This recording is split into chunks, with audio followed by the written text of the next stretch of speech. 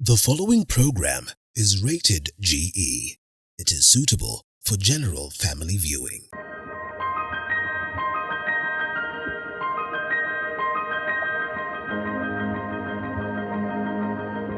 Welcome to Beyond the Limit. A bit different today. My name is Linda Alela, sitting in for Zainab Mohammed.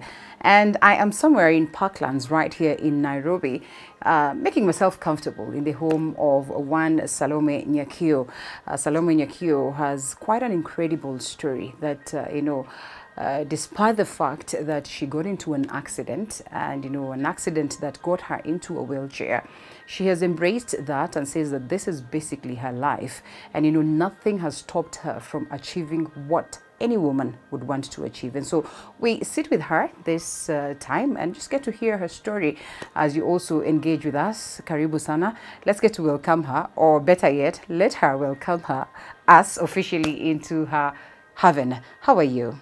I'm well. I'm good to have you, or good for you to have us. Yeah, you can see that. Yeah. I'm glad to have you here and to share a story, hoping it might change her life or two. All right. Well, thank you so much for welcoming us into your heaven once again, and as well for that willingness to share your story. Not everybody is comfortable to do that, and well, indeed, a story of resilience. I have listened to a bit of it, and I think it is worth for somebody out there to listen to, because then it would change their life, and I am certain that it will change a life or two, like you rightfully say.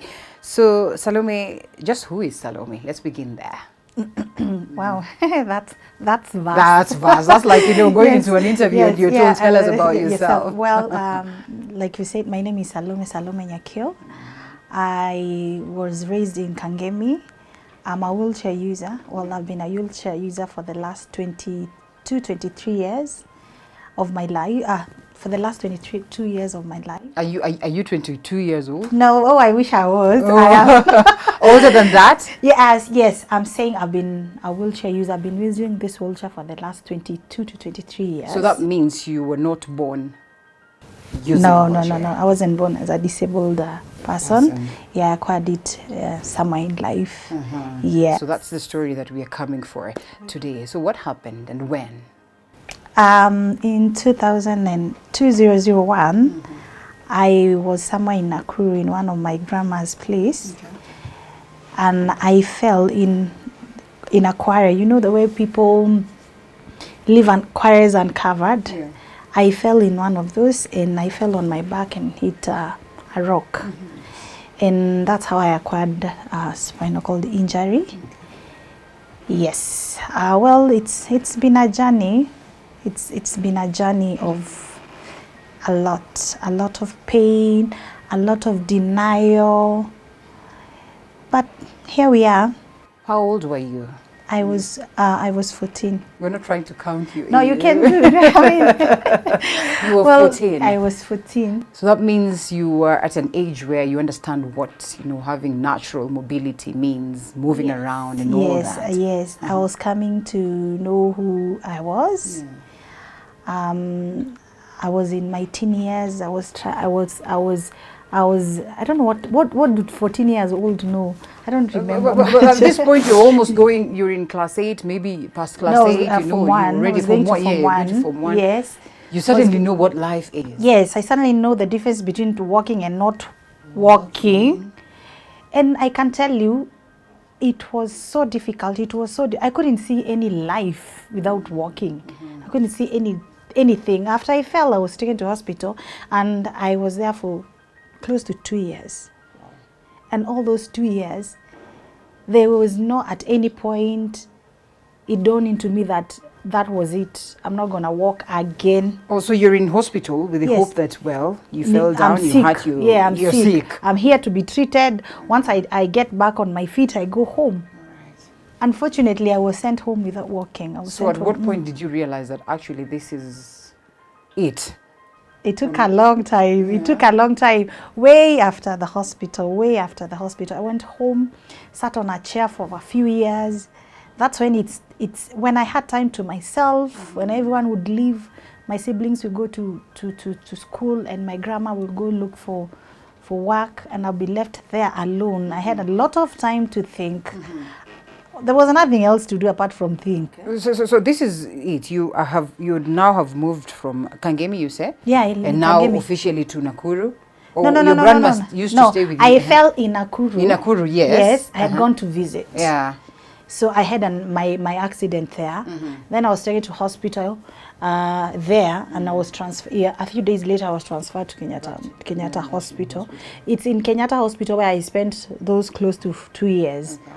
And then I was discharged home to go continue with my life, go figure it out. I normally tell people, I don't know what rehabilitation is. Mine came as a default. Life rehabilitated me. Yeah. Like I'm saying, I was being left in a chair whole day from morning to evening because there was no other. It's not like they did it on, but there was nothing else to do. Someone has to go to school. Someone has to go to school. Work. Other people's life have to go on. My grandma, I was raised by my grandma because we lost our parent when I was younger. Right. So we were orphaned. So my grandma had to go to work, and my siblings and my other small uncle and small aunties my age had to go to school. So I was being left in that sofa from 8 until they come back at 5. I don't know. That's when I would dream, get delusional, do everything, get lonely, sing. We didn't have electricity. There was no radio. Okay. There was no TV. So it was fairly a humble home. Of course. Don't say the humblest you can think of. Yes, you can think of. All I did was read anything that I could come across. If you brought me a newspaper, it didn't matter how old it was, I would read and read and I've read any novel a neighbor would bring. I would read it and read and read and read because that's all I could do, seated there. Yeah, and then I got to, in my, I'm calling it a village. I think I spoke English better than everyone. You speak so well, by the way. I was almost telling you that. You speak so well. I mean, because of the reading. I don't know what to tell you. No, it is well. It is yes. well. So here you are, before you even say bad words. Yes. So it is finally dawning into, the fact that you will be there for the rest of time. Do you think your siblings, your grandmother, your uncle, they probably knew that this will be it for you and they did not tell you? No, actually, they didn't. They didn't. They were as clueless as I was. We would pray. There's nothing wrong praying. We would pray that God would do miracle for me. We would fast. We were kids, but we would fast. We would fast, and my grandma would say, "We are focusing this fasting session for Salome's walking." We would fast. We would go for 24 hours without drinking even a cup of water, nothing, praying. I mean, our faith, we really had faith that I would walk again. And we prayed and prayed and prayed. And as we went along, frequency of the prayer went reducing. Did it feel like God is... I mean, it got to a point, we started thinking, no, we will let God do what he wants to do. If he wants Salome to walk in the next 10 years, it's fine. So we started pushing it. Now we are not saying we are praying by the end of this year, by the end of this month. No, it's not the end of the month, the end of the year. We started pushing it until it faded and faded and faded. And silently, it's like we all accepted that this could be it. From one, school, what happens then? Let me tell you. See, I told you I sat on that chair. I sat on that chair for 2 years. Yeah. And then, because I was raised in a Catholic environment, one of the neighbors realized that Mama Irimo, that is my shosho, my grandma has a child that uses a wheelchair, and they never see her outside apart from afternoon Sundays. So they came, just to say hi and ask what's wrong with Wairimo's daughter. That's me. So my grandma explained. They got interested.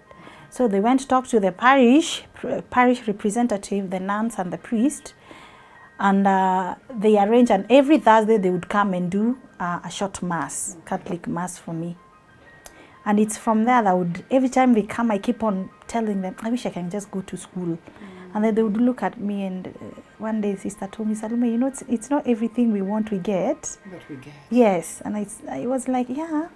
Say, just try, keep yourself busy, read whatever we can bring. And next week, I'm going to bring you the knitting. So you begin I don't know what you call knitting, yeah. the needles. yes. Yes. So, and true to that, she brought those, lots of them. I knitted. I made those mavitamba. A lot. When they come next Thursday, I have a whole set, and they go and sell and bring and buy more knitting things. Yes. I don't know, the uzis, I don't know what you call them in English. Yes. But I can just tell you, they were not selling them to who? They were just wanted to keep me, you know, looking forward to something and keeping me busy with my hands and my mind occupied. I'm very sure sister was just keeping them somewhere, you know, and buying more uzis for me and more crochet for me. You know, I mean, yeah, I know, and she was really nice. That kept me. And then did it dawn to you that maybe you would never go back to school, or did you ever go back to school? It never. I went back to school. Yeah. The nun took me to. It was becoming very unsafe. Okay. I would hear people come.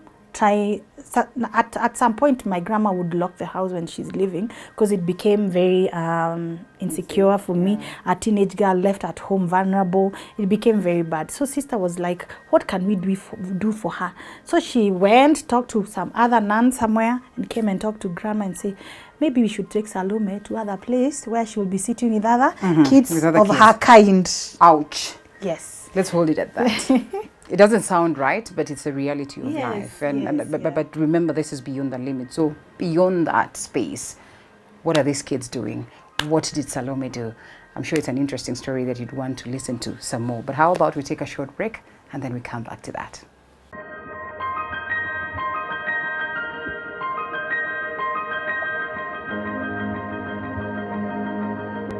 Welcome back to Beyond the Limits. My name, once again, is Linda Alela, and Salome Nyakio has been kind enough to invite us into her house and as well share her beautiful story.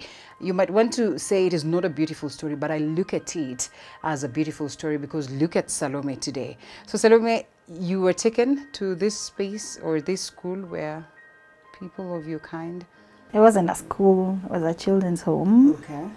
For special need children, and generally most of them had been abandoned by their guardians and their parents, mostly in hospitals, and the nuns could not trace their kin or their relatives. But I was a bit different because you see, they're taking me from home there, but it was safe for me. It was safe for me, and that's the best my sister could do for me at that point. And I went there, and when I saw everyone there, let me tell you, it was so shocking. You know what I told myself as a 15, 16-year-old? Oh, so when I saw, oh, so this is me. So this is, you know, this is, okay, I said of my kind, people of special needs. So my needs are this special, you know. And I was left there, and my grandma went back home, and I stayed with them. And I cried. I cried for a long time because I felt I am not in my comfort zone. Life maintenance issues we have as people with spinal cord injury. I kept on, who will be helping me do these things? But who was helping you when you were being left at home? Which we my grandma and my siblings when they come back in the evening. Okay. But now who will be doing this? You know, some things are very personal. Now, who are these people? They are new. They are not even Kenyans. What will happen? But well, I got accustomed. As days went by, I even started become useful, feeding others. I was amongst the people who had a bit of ability, physical ability, you know. But I was still sickish. I was still very sick. I didn't have any independence. I couldn't take myself to bed. The only thing I could do probably is feed myself. I mean, it's So you used to go to school and then back No, home? I was taken to a boarding school. Okay. I was taken to a boarding school in Kiambu, where nobody else was disabled. All right. Yes. Okay. And, it's, a leap of faith. I told sister, take me there. What do I need? I need this, I need a wheelchair, I need whatever. Take me there. If I can't survive a week, come take me back. I will kubali, that's my fate. Okay. And when I went to school, that's when I started realizing who I was as a person. So back to Form 1 or Form 2? Form 1. And then? Form 1, and everyone else that was supposed to be in my class when in their first year of college. Okay. We are talking about the 5th year after injury.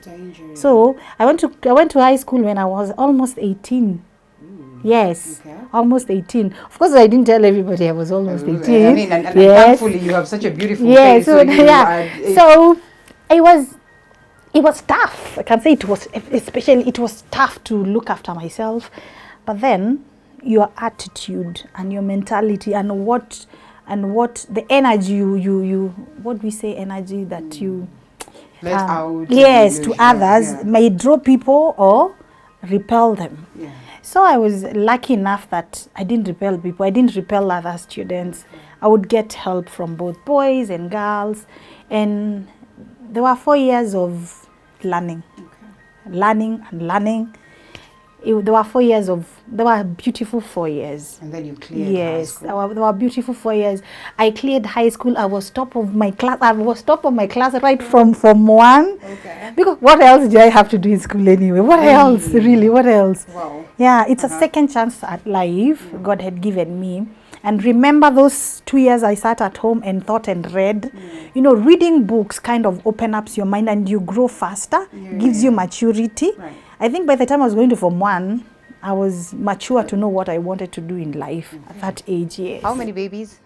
1 biological. Yeah. I have 3 children. Wow. But one is biological, the other ones God just gave me.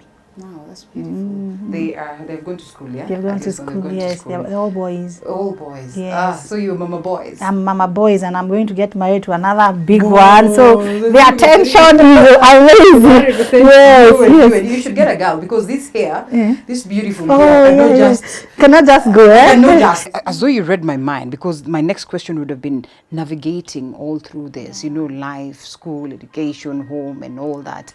And now you officially say that it's expensive. I mean, I have spoken to other people in wheelchairs and they'll tell you even getting a wheelchair is not something you wake up and you are lucky to have. Yeah.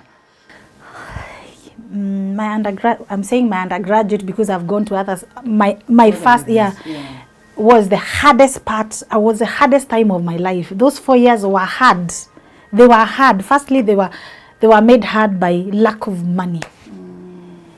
I used to live somewhere else and I would commute to school every day. There are no matatus. It's not somewhere I can wheel.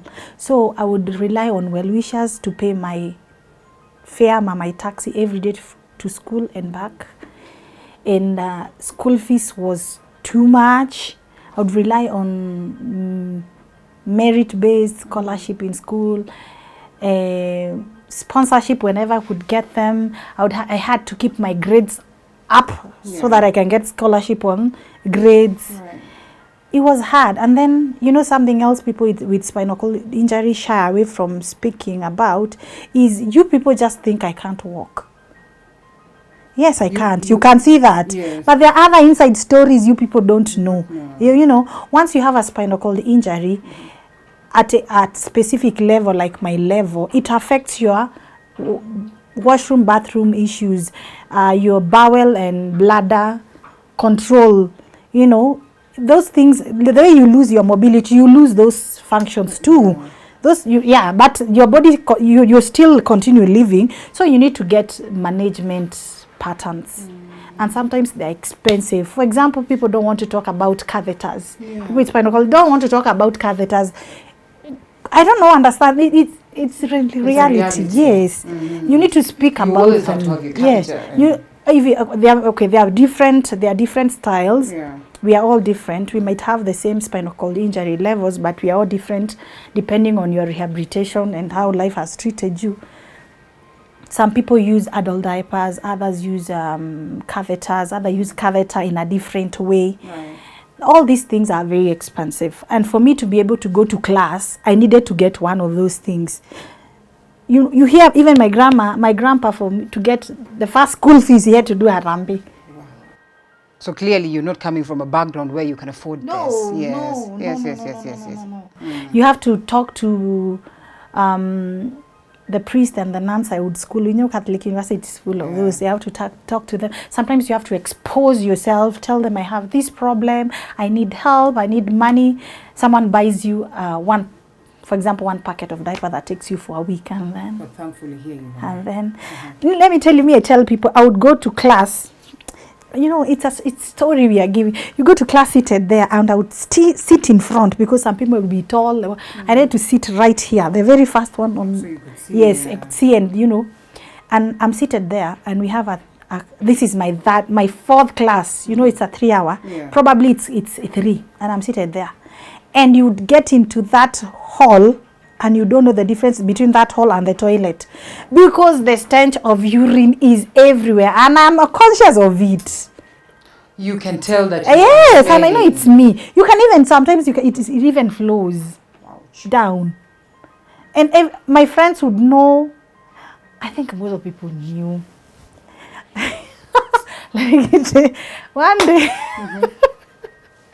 One day there was this taxi people that used to carry us close to school. So one day he came, picked me up and dropped me. But then I drenched his car seat. I think my diaper was so full from 9 up, now it was 5. I drenched his car seat. You know, though I couldn't feel, I could smell, I could see even the wetness. So I went home, cleaned up, blah, blah, blah. The following morning, I have class. Call him. Sasa, how are you doing? Utanipik sangapi? Oh, he told me, me, I went, I'm not around. He would give me funny stories, I'm not around. Or my car broke down, blah, blah, blah. And then I said, and then I could get someone else who doesn't have the same story, who have not soiled their vehicle. Thankfully, there are very many. Yeah, of course. I'm paying, just that I haven't told them. So when I was going to school, passing where they normally park, I saw him parking. I saw him getting in. The car that had and he saw me. I know he felt uncomfortable, but I don't blame him. Until I established one guy, when we sat down and came up with a solution. Salome, what we're going to do? I think we are going to I'm going to wrap this seat in. Yes. How much do you have? I have a K. Give me a K. So we wrapped that seat. Yes. There's someone who's watching you, perhaps would want to sit down and talk to you. She's such a bubbly and lively human being. I know this is her home, but you would be interested as to how. She just tells us, "Ebu figure that out, ongeza hizo pillow, fanya hivi," like fixing things. And I think this also almost gives you an extra level of understanding things and just managing, compared to any other human being. I was talking to a friend and telling them, have you realized that people with disabilities are extremely organized? You have to be extremely organized. I have to make particular in you have to and sometimes it looks like you but it's not. I know when I wake up in the morning, what do I do before what? I shower, go back to my bed, dress, so that I leave that for someone else to do that. And then what comes what after what? What can't be there? Can that table be there? It can't be there because I can't pass. So even where I live, it has to be meticulous to be able to, facilitate me not to be frustrated in life. You ask me whether I drive. Yes, I'm driving myself. My vehicle has to be parked like this. And I I'm a nag. I tell the security people, mtu mwingine asipark this distance, asinisonge. So what I do, I go and park vibaya. So that it gets. So the other person would come as close, because if they come as close, I won't be able to open my door and get into my. So sometimes we get very creative, park vibaya. It's not nice, but sometimes there are no designated parking spots. So you park vibaya you park in an angle, so the other vehicle can. Yes, yes, and also you have to be very strong-willed. Because at time you'll find people want to top you, want to step on you, so you become very strong-willed. Unfortunately, that sometimes is confused for arrogance. It is not. For example, living in an environment and you have children, they might be an easy target by other kids and neighbors because they are looking at you as a, you know, as a weaker or vulnerable. You have to be tough and strong. You are not hurting my child. Don't talk to my child like that. You have to know what you want. Yes, and it doesn't. You should not be rude. There's a difference between being rude and what you want. I know we can talk until the cows come home, but then we have to close it. That's why I asked you, how can some of them that would wish to, you know, just get that kind of motivation, reach you out, socials and all that, you could tell them? I don't know whether I'm allowed to say this. We have an organization in me and other Salomes out there. We normally do this as it's structured. The organization is called Wheels of Hope. We reach out to people like us and their caregivers and see if they can learn from our life experiences. I also have social media. I have a Facebook account. It's called Salome Nyakio. I am Salome Robin on TikTok, which is mainly focused on creating awareness and humor. I know people think that's crazy, but there is a lot of humor in my life. There's a lot of humor in challenges I meet. I have a YouTube channel. It's called Salome Robin. TikTok is Salome Robin. Instagram is also Salome Robin. And Facebook is Salome Nyakio. You'll find everything I'm talking about there. Picture, video, whatever. Yes. All right, check her out. It could just be that turning point moment for you. Salome, thank you so much for welcoming us into your house and of importance, sharing your beautiful story. Keep at it. I mean, there's always light at the end of the tunnel, and basically that is what Salome's story is about. My name is Linda Alela. Once again, this is where we close Beyond the Limit, as we look forward to see you again. I hope indeed it has been a story that takes you from point A to point B and in a positive way. Salome Nyakio, asante sana. Thank you.